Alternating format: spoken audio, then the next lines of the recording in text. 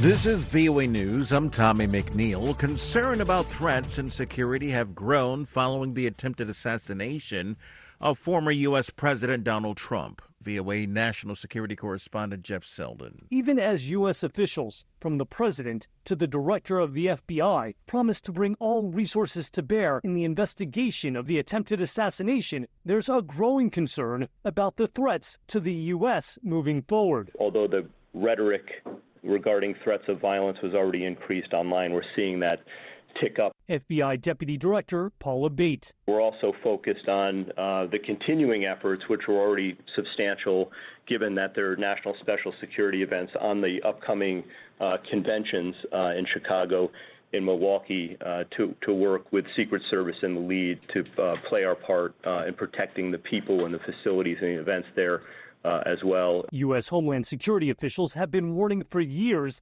that the risk of an attack on a campaign event or a political candidate has been high, with the most likely offender a lone actor, motivated by some sort of grievance. Jeff Selden, VOA News, Washington. Bomb-making materials found in a vehicle and home of Trump rally shooting suspect. The suspect's been identified as 20-year-old Thomas Matthew Crooks of Bethel Park, Pennsylvania. Sources tell the Associated Press bomb-making materials were found inside his vehicle and at his home. At an early morning news conference, Lieutenant Colonel George Bivens, the Pennsylvania State Police Deputy Commissioner, said there was much to learn about the suspect and his motivation. The single greatest priority would be to identifying a motive and whether there was anyone else involved. Investigators believe the firearm that Crooks used had been purchased by his father at least 6 months ago. I'm Jackie Quinn.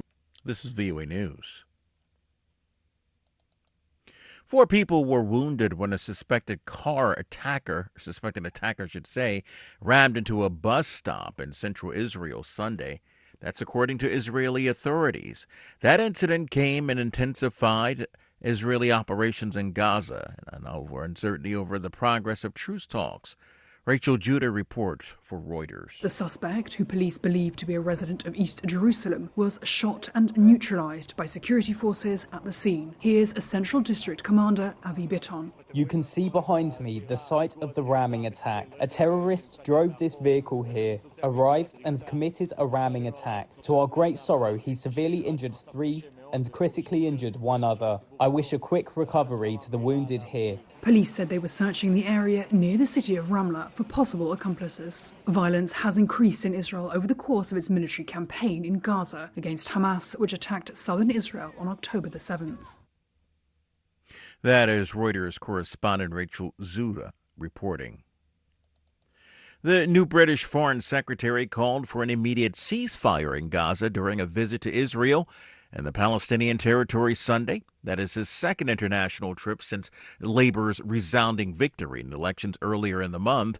David Lammy said the ongoing war in Gaza is intolerable and stressed in meetings with Israeli and Palestinian leadership that Britain wants to assist with diplomatic efforts, securing a ceasefire deal and creating the space for a credible and irreversible pathway towards a 2-state solution. The Olympic torch made a surprise appearance at France's Bastille Day celebrations on Sunday. AP correspondent Karen Shamus reports. Just days before the French capital hosts the Olympic Summer Games, the torch relay joined up with thousands of soldiers, sailors, rescuers and medics marching in Paris beneath roaring fighter jets.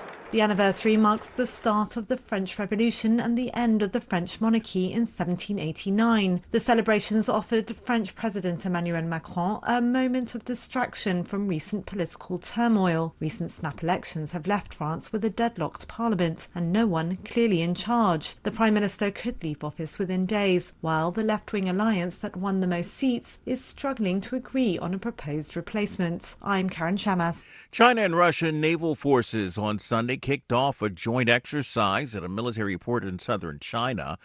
According to officials, this is days after NATO allies called Beijing a decisive enabler of the war in Ukraine.